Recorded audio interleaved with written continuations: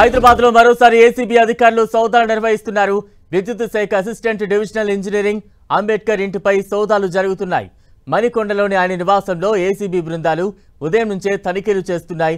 అంబేద్కర్ తో పాటు ఆయన కుటుంబ సభ్యులు, బంధువుల ఇళ్లలోనూ తనిఖీలు నిర్వహిస్తున్నారు. ఒకేసారి అనేక ప్రాంతాల్లో 15 బృందాలు ఏకకాలంలో సోదాలు నిర్వహిస్తున్నాయి. ఏడీఈ అంబేద్కర్ పై అవినీతి ఆరోపణలున్నాయి. ఆదాయానికి మించి ఆస్తులు కూడబెట్టారన్న ఆరోపణలు ఉన్నాయి. తనిఖీల్లో భాగంగా ఏసీబీ బృందాలు పత్రాలు, ఆస్తుల రికార్డులను పరిశీలిస్తున్నాయి. బ్యాంకు ఖాతాలు, లాకర్లు, ఇతర విలువైన వస్తువులపై కూడా ఫోకస్ పెట్టాయి.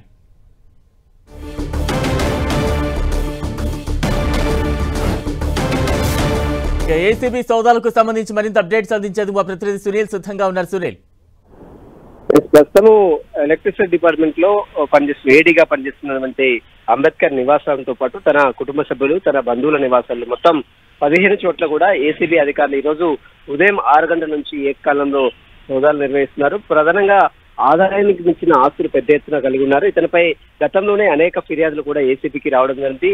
ఇందులో భాగంగానే అన్ని ఫిర్యాదులు చూసిన తర్వాత ఈ రోజు ఏకకాలంలో 15 చోట్ల ఏసీబీ అధికారులు ఉదయం 6 గంటల నుంచి కూడా సోదాలు అయితే కంటిన్యూ కొనసాగిస్తున్నారు. ఇప్పటివరకైతే భారీగా ఆస్తులు కూడబెట్టినట్టు కొన్ని విలువైనటువంటి డాక్యుమెంట్స్ తో పాటు కొన్ని కీలక ఆధారాలు కూడా ఏసీబీ అధికారులు సేకరించారు. ఈరోజు సాయంత్రం వరకు కూడా ఈ రైడ్స్ అయితే కొనసాగే అవకాశం ఉంది.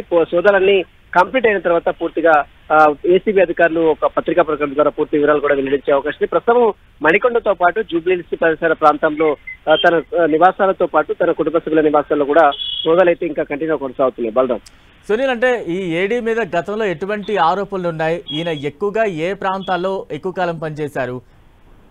ప్రస్తుతం హైదరాబాద్ తో మణికొండ కావచ్చు, మరోవైపు జూబ్లీహిల్స్ పరిసర ప్రాంతంలో ఇతను అనేక చోట్ల ఏడీగా పనిచేశాడు. విద్యుత్ శాఖలో కీలక బాధ్యతలు వహించినటువంటి అంబేద్కర్ అనేక అవినీతి ఆరోపణలు కూడా ఇతనిపై రావడం జరిగింది.